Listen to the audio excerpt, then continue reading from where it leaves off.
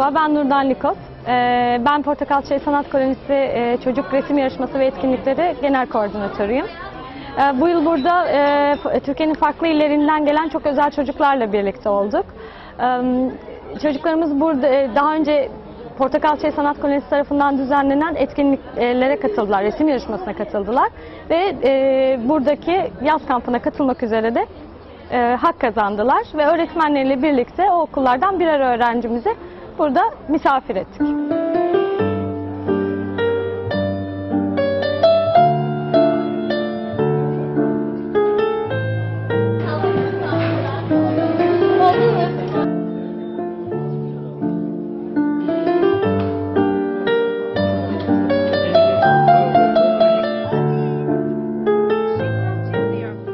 Bunlar güneş, bulutlar, bunlar ev ama hala güneş var ama sobalar yanıyor, çiçekler de açmış.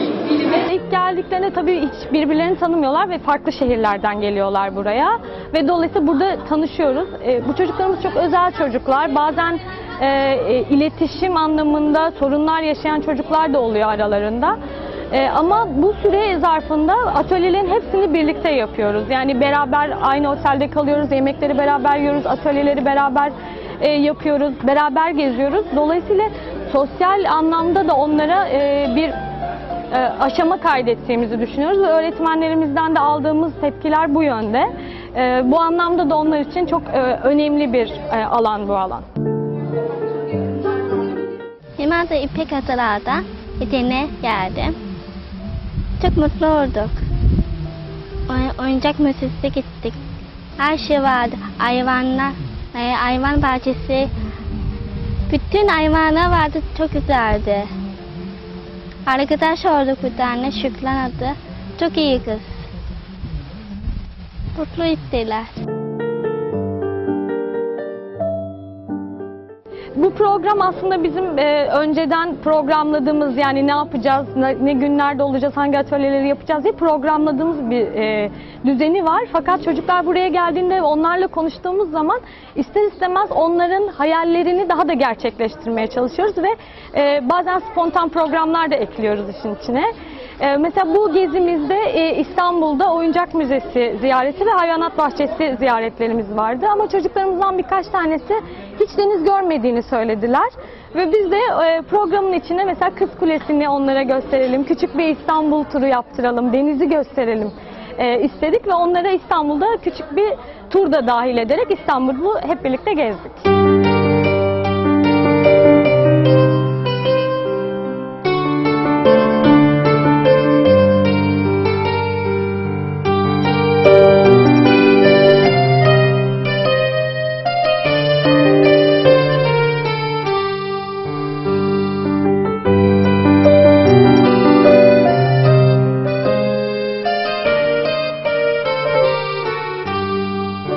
Etkinlik kapsamında çocuklarımız için çok farklı atölyeler düzenledik. Resim atölyeleri yapıyoruz, heykel atölyeleri yapıyoruz, ritim atölyeleri yapıyoruz. Onlar için bir konserimiz olacak, konferansımız olacak ve farklı sürprizlerin onları beklediği, burada geçirdikleri süreyi en eğlenceli nasıl geçirebilirler diye tasarladığımız atölyeler yaptık ve çok duygusal anlar yaşadım burada. Geldikleri günden itibaren şu anda da onlardan öğrenmeye devam ediyorum açıkçası. Bugüne kadar farklı deneyimlerim oldu, çocuklarla farklı atölyeler oldu ama bu özel çocuklarla yaptığım atölyelerde hem çok duygusal anlar da yaşadık hep birlikte. Ve hayat adına da sanıyorum çok önemli şeyler öğrendim onlardan. O yüzden ben onlarla olmaktan inanılmaz mutluluk duyuyorum.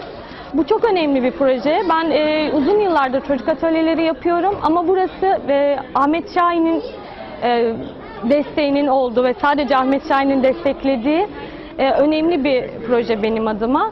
Ve ümit ediyorum ki bu bir kıvılcım olsun ve Türkiye'de büyüyerek devam etsin. Çocukların sevgisini ve yaşadıkları mutluluğu gözlerinde görmek, onlardan dinlemek inanılmaz bir duygu.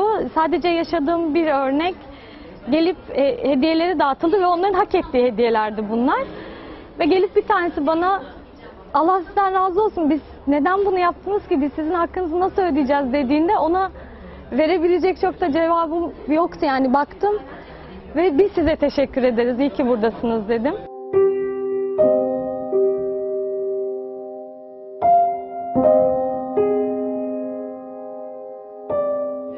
Ev var, o buradan ben yaptım, ödünü bu, buradan geç oldu, iyi. Burası yaşanılması gereken bir yer. Burası artması ve büyümesi gereken bir yer. Tek dileğim onlar için daha iyi şeyler yapabilmek. Çok güzeldi. Tabletten resim falan çektik. Onları yaptık.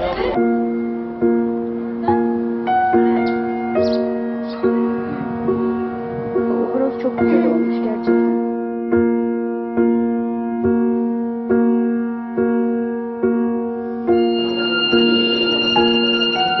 Ayrıca ben buradaki her şeyi çok sevdim. İlk başta hayvanları, doğayı, manzarayı çok seviyorum. Bence şunu söyleyeyim, ağaçları kesenleri kızıyorum. Ormanları yakanlara kınıyorum. Bence öyle bir şey yapmalarına gerek yok. Ağaçlar canlıdır. Maalesef bunun son günümüz. İnşallah yarın giderken ağlamam.